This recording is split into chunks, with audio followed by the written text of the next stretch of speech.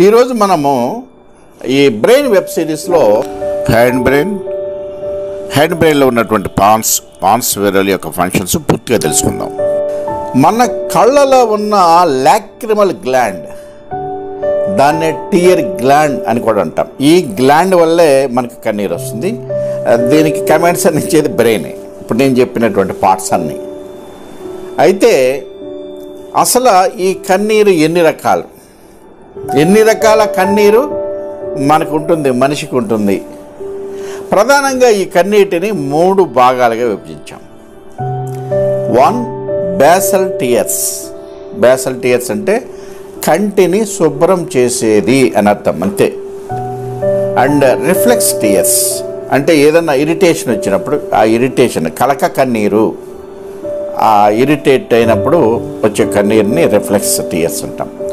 Emotional tears భావోద్వేగపు కన్నీరు.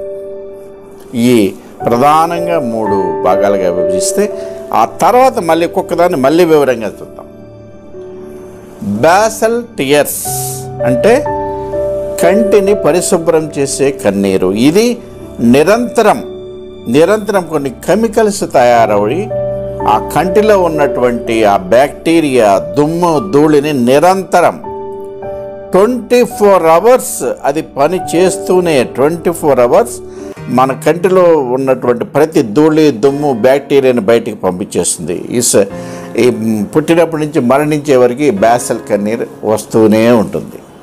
ఈ basal కన్నీరులో ఏ పదార్థాలు ఉంటాయి ఏంటంటే water, mucin, lipids, lysozyme,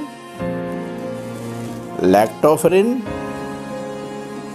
లిపోకలిన్, lacritin, immunoglobulins, glucose, urea, sodium and potassium.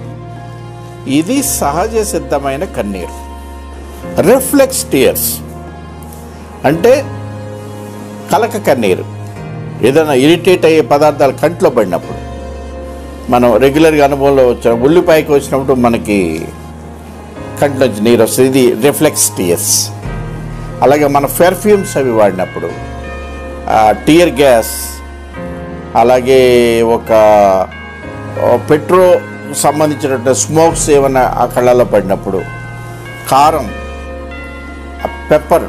Pepper spray, అలాగే ఈ పచ్చిమిర్చి, ఇవన్నీ పట్టున్నప్పుడు ఇది కేవలం కళ్ళలోంచి కాకుండా ముక్కుల్లోంచి, నోటి నుంచి కూడా అది ఆ లాలాజలం ఊరి దాన్ని అలా బయటికి పంపించేస్తుంది. ఇవి కాకుండా ఇవి చిన్న రజను లాంటివి, ఏదన్నా small wood particles or iron particles, ఏమైనా ఇవన్నీ కూడా ఆ రిఫ్లెక్స్ టియర్స్ కారణమవుతాయి. ఈ రిఫ్లెక్స్ టియర్స్లో ది లాక్టో గ్లాండ్ ఎక్కువ వాటర్తోనే వీటిని ఎక్కువ బయటికి పంపించేస్తుంది. That is reflex tears.